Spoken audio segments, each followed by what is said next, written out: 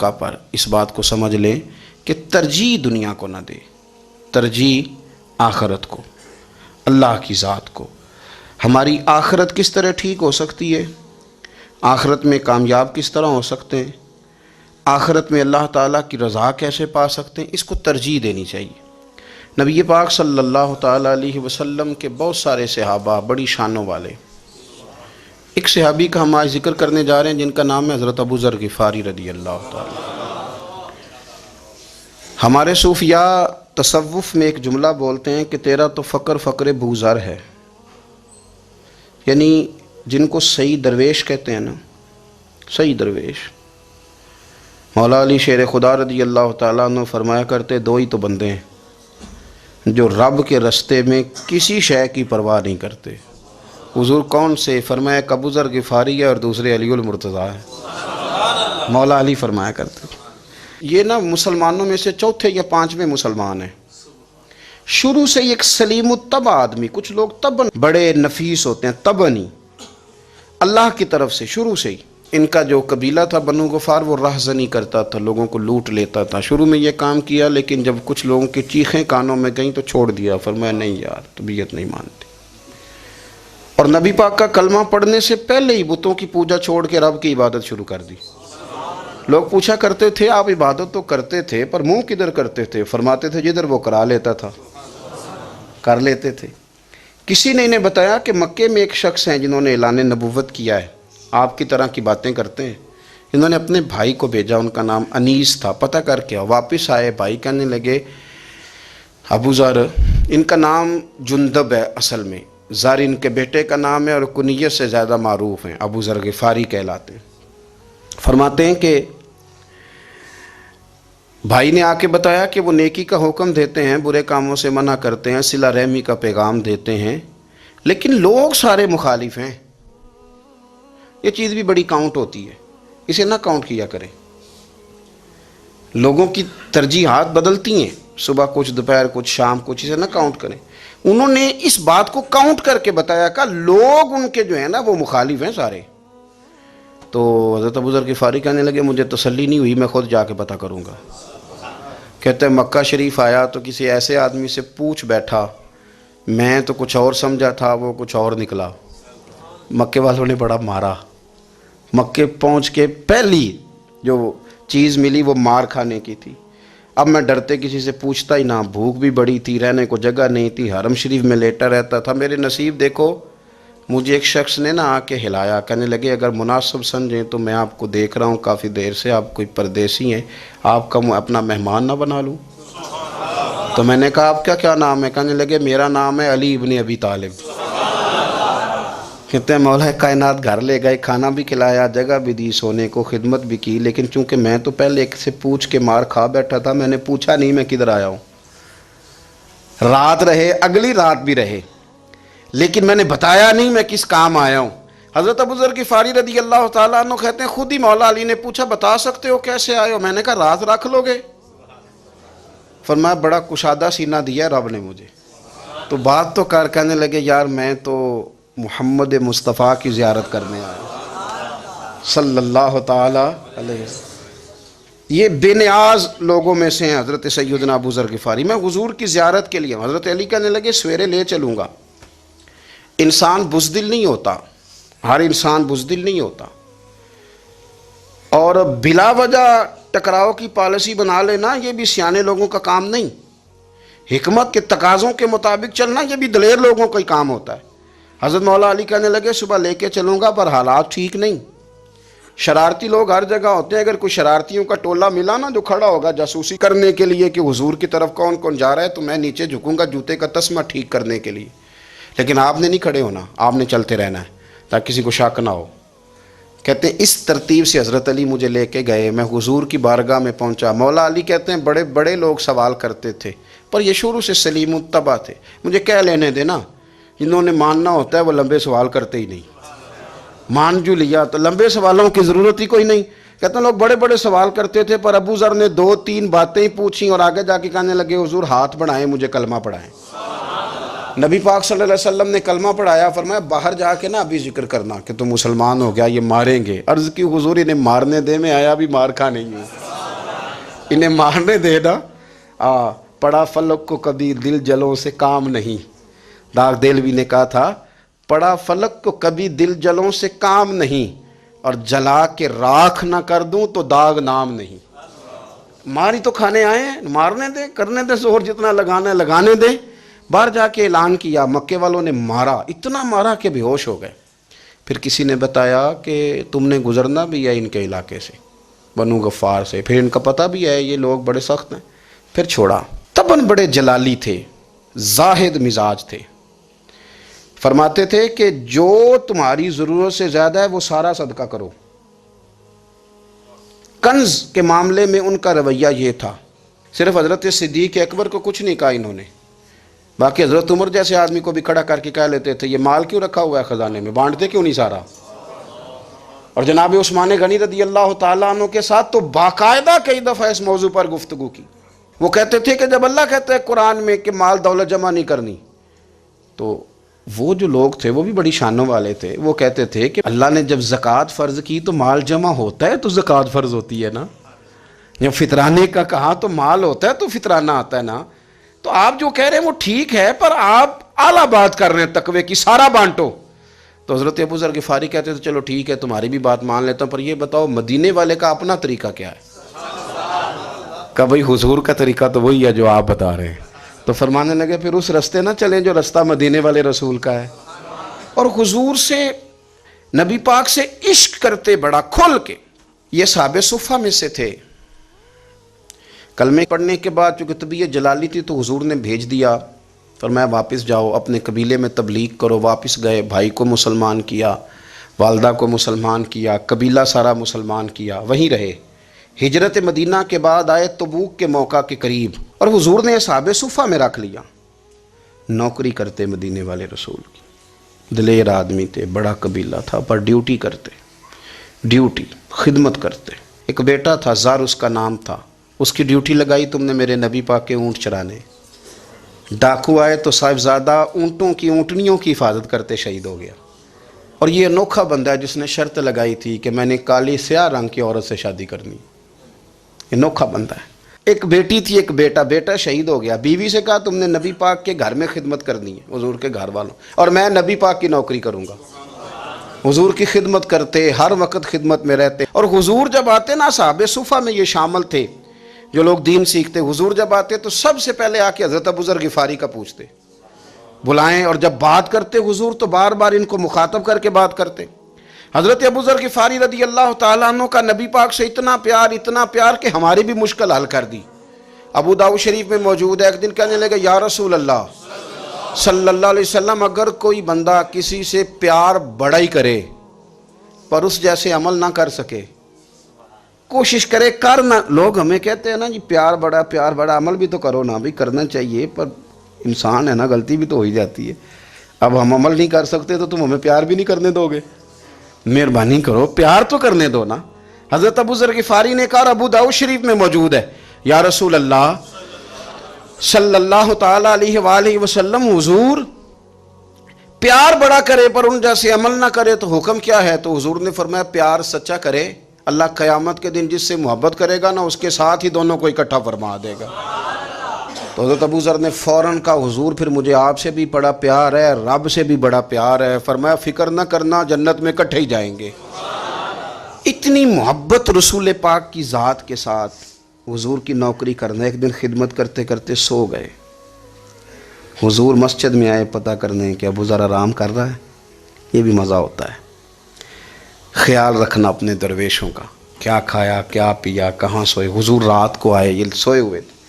فرماتے ہیں حضور نے میرا انگوٹھا ہلایا، میں اٹھ کے بیٹھ گیا، حضور بھی میرے پاس بیٹھ گئے. اور میں ابو ذر بڑا پیار کرتے ہو، سونے آپ کو پتہ ہی ہے.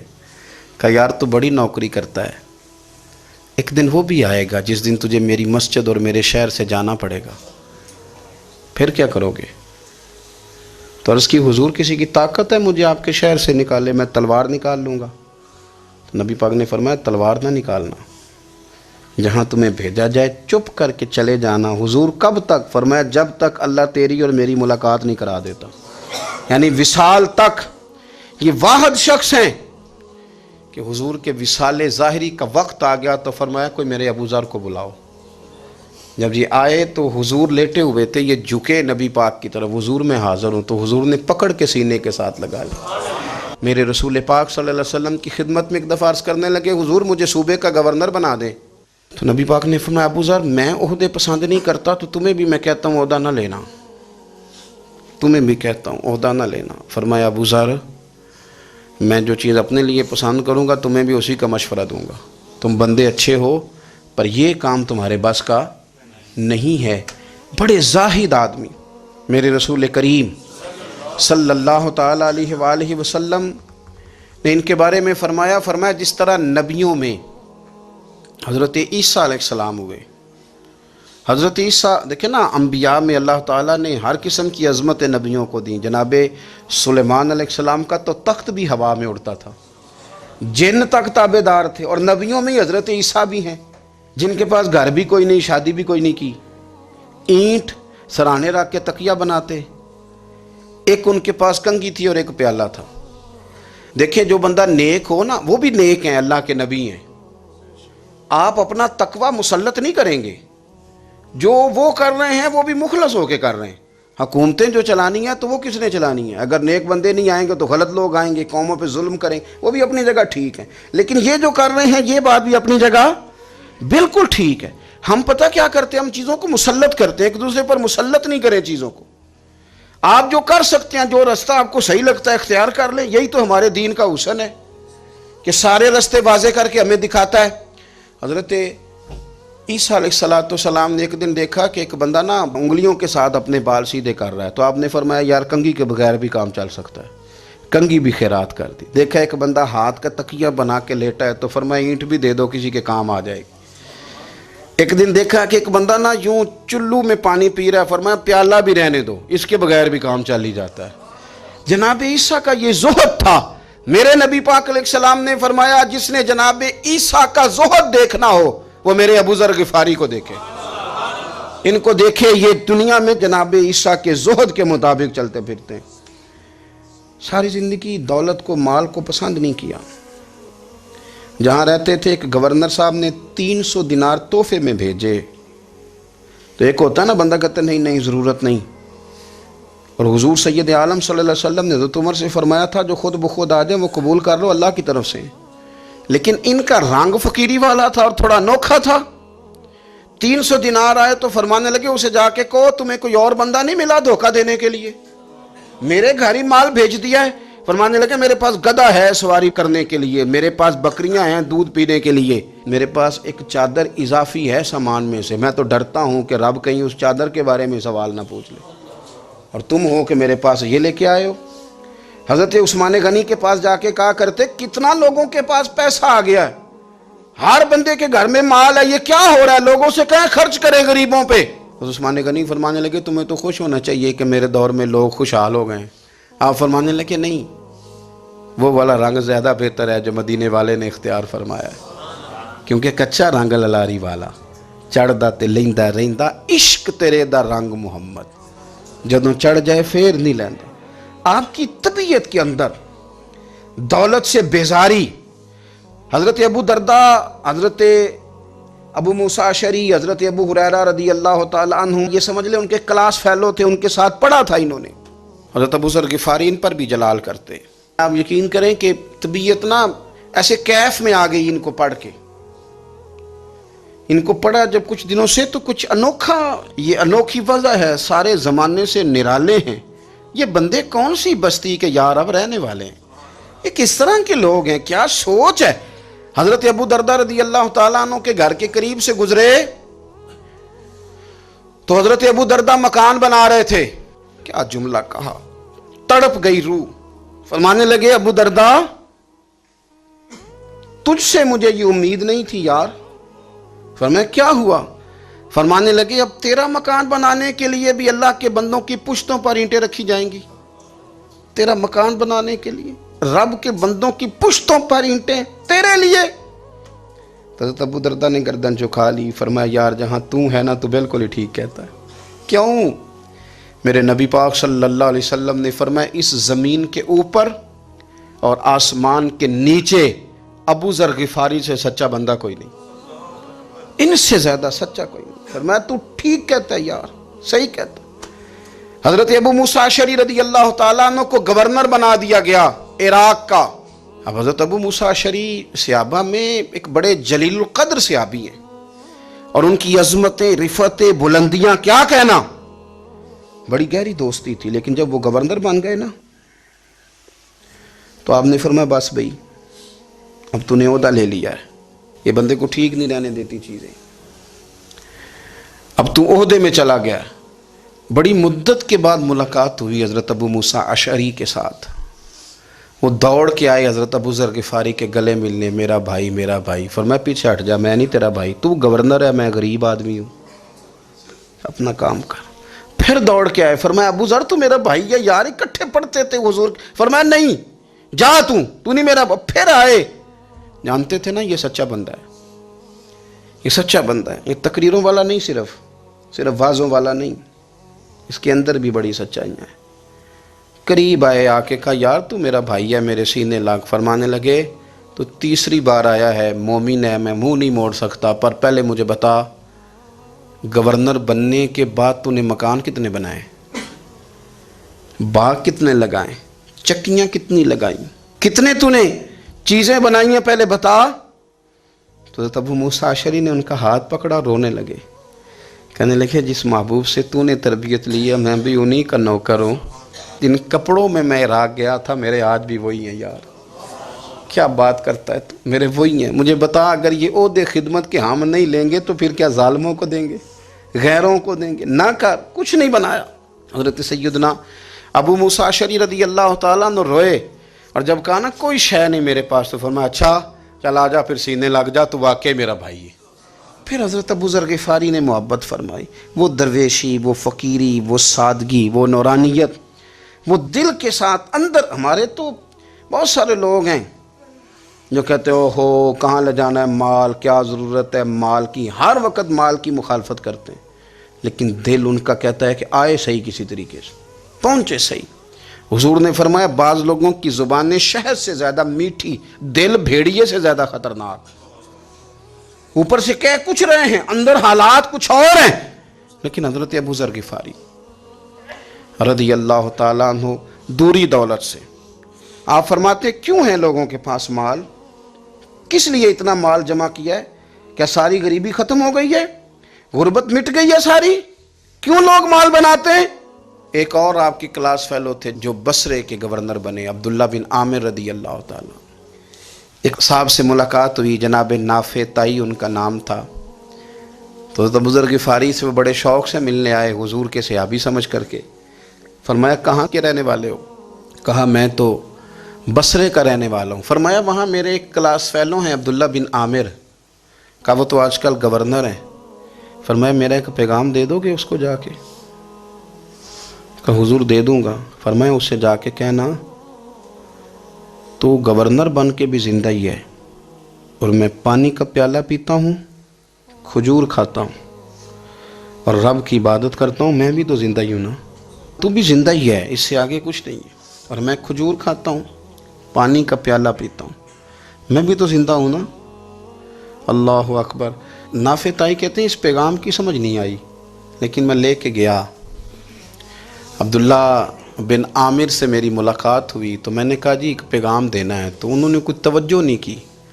جب میں نے بتایا نا کہ حضرت ابو ذر غفاری کا پیغام ہے تو ان دونوں آنکھیں کھول دیں، کہنے لگے جلدی بتاؤ انہوں نے کیا کہا ہے۔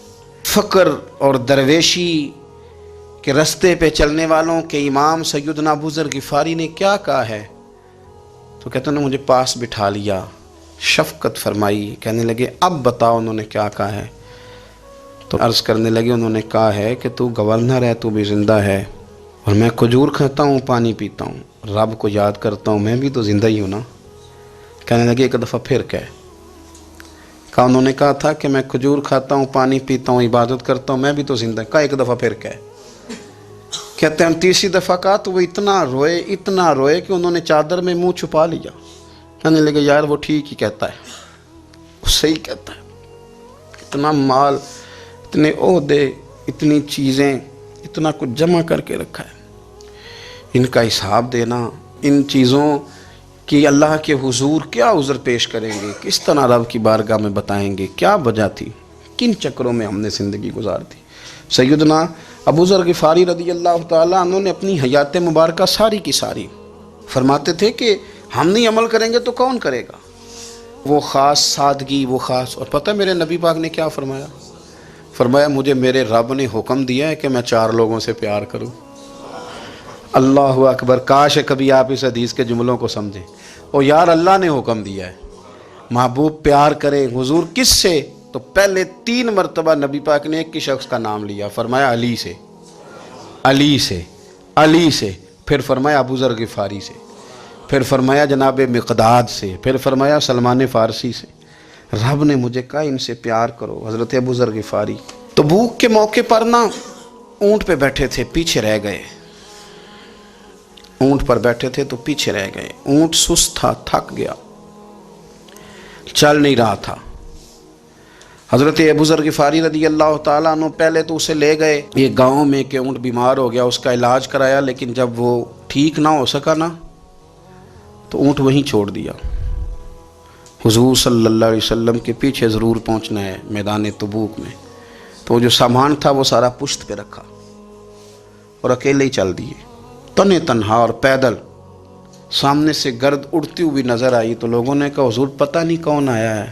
فرمایا تمہیں نہیں پتہ، مجھے تو پتہ ہے نا، ابو ذر غفاری آیا ہے، ابو ذر غفاری آئے۔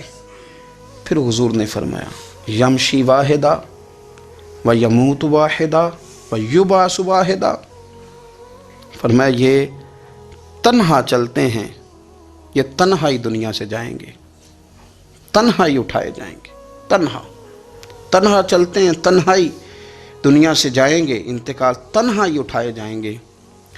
جو بہت زیادہ سختی کرنے لگے صحابہ پہ، بہت زیادہ، تو حضرت عثمان غنی رضی اللہ تعالیٰ عنہ نے فرمایا کہ آپ اپنے مزاج کے لحاظ سے تو درست ہیں، پر جو چیز آپ طاری کرنا چاہتے ہیں جب شریعت گنجائش دیتی ہے تو آپ کیوں اتنی سختی فرماتے ہیں؟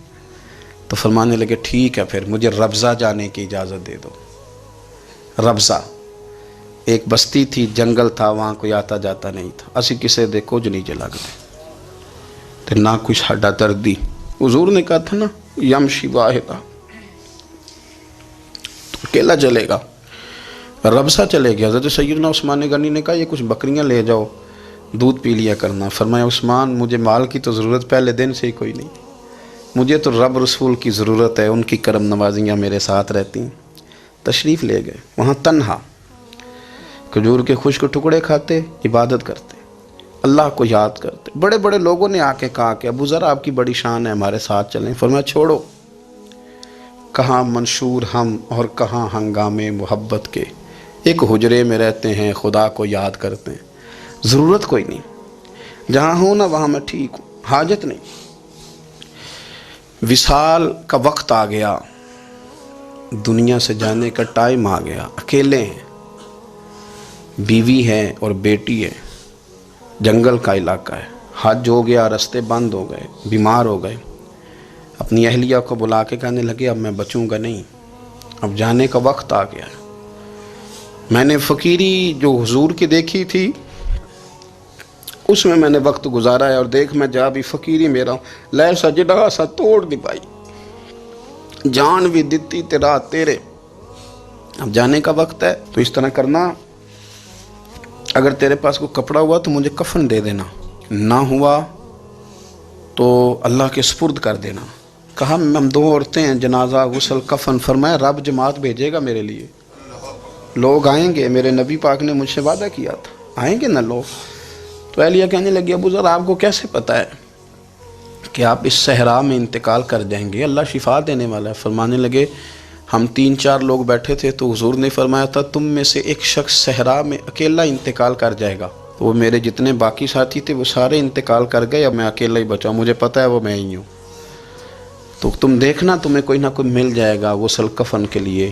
آپ کی اہلیہ کہتی ہیں کہ میں اٹھی، کبھی دوڑ کے میں باہر جاتی، سڑک پہ جا کے دیکھتی کوئی گزر رہا ہے، پھر میں آ کے کہتی حج ختم ہو گیا ہے، رستے بند ہو گئے ہیں، کون آئے گا جنگل میں، پھر میں آ کے ان کی تیمارداری کرتی، پھر اٹھ کے جاتی، پھر میں آ کے تیمارداری کرتی. اچانک میری نظر پڑی تو ایک چھوٹا سا قافلہ آ رہا تھا. اس قافلے میں چند لوگ تھے اور سب سے بڑھ کر صحابی رسول حضرت عبداللہ ابن مسعود بھی تھے. میں نے ان کو اشارہ کیا تو وہ دوڑے آئے, کہنے لگے بہن کیا ہے؟ میں نے کہا یہاں ایک شخص ہے, تمہاری تھوڑی سی ضرورت ہے اس کو. تو عبداللہ ابن مسعود کہنے لگے کون ہے بی بی؟ کہتے ہیں میں نے کہا کہ وہ ابو ذر غفاری ہیں. کہتے تڑپ کے روئے عبداللہ ابن مسعود, تڑپ کے. کہنے لگے ابو ذر میرے نبی پاک کا پیارا, میرے ماں بھی اس پہ قربان, میرا باپ بھی قربان, کدھر ہے جلدی بتاؤ. کہتی میں لے آئی. 4-5 لوگ تھے وہ. تو سیدنا ابو ذر غفاری کہنے لگے عبداللہ میرا وصال ہو جائے گا لیکن یاد رکھنا میری بیوی کے پاس کفن کے لیے کپڑا موجود نہیں. وہ لہو سجنا سا توڑ ہی نہیں پائی, جان بھی دیتی تے رات تیرے, کفن کے لیے کپڑا نہیں ہے. لیکن تم میں سے نا وہ بندہ کوئی کپڑا نہ دے جو کبھی کسی سرکاری عہدے پہ رہا ہو. وہ بندہ میرے کفن کے لیے کپڑا نہ دے کسی سرکاری عہدے پہ رہا ہو. ایک انصاری جوان کہنے لگا ابو ذر میں کبھی کسی عہدے پہ نہیں رہا, اگر آپ میری چادر قبول کر لیں کفن کے لیے تو میں ٹھیک ہے. میں نے نا حضور کے طریقے پر زندگی گزاری ہے, چپ کر کے میرا جنازہ پڑھ دینا اور مجھے کہیں اور نہ لے کے جانا. اسی کسی دے کچھ نہیں لگتے تو نہ کوئی ساڈا دردی یہیں کسی صحرا میں جنگل میں یہیں کوئی قبر کھود کے مجھے دفن کر دینا, مجھے جانے نہیں ہے کسی جگہ. حضرت عبداللہ ابن مسعود رضی اللہ تعالیٰ عنہ نے جنازہ پڑھایا اور اس درویش کو جو 5ویں یا 4تھے مسلمان ہیں ان کو وہاں دفن کیا. جب خبر پہنچی نا مدینے تو سب سے زیادہ آنسو مولا علی نے بہائے, سب سے زیادہ حضرت علی نے. لوگوں نے کہا اتنا کیوں روتے ہو؟ فرمایا 2 ہی تو بندے تھے جو اللہ کے راستے میں کسی کی پرواہ نہیں کرتے تھے, اب ایک ہی رہ گیا ہے. کہا حضور کیا مطلب؟ فرمایا 2 ہی تھے, ایک ابو ذر اور ایک علی. اب اکیلا علی تو رہ گیا, وہ چھوڑ کے چلے گئے. حضرت سیدنا ابو ذر غفاری رضی اللہ تعالیٰ عنہ اس عظیم شخص کا نام ہے.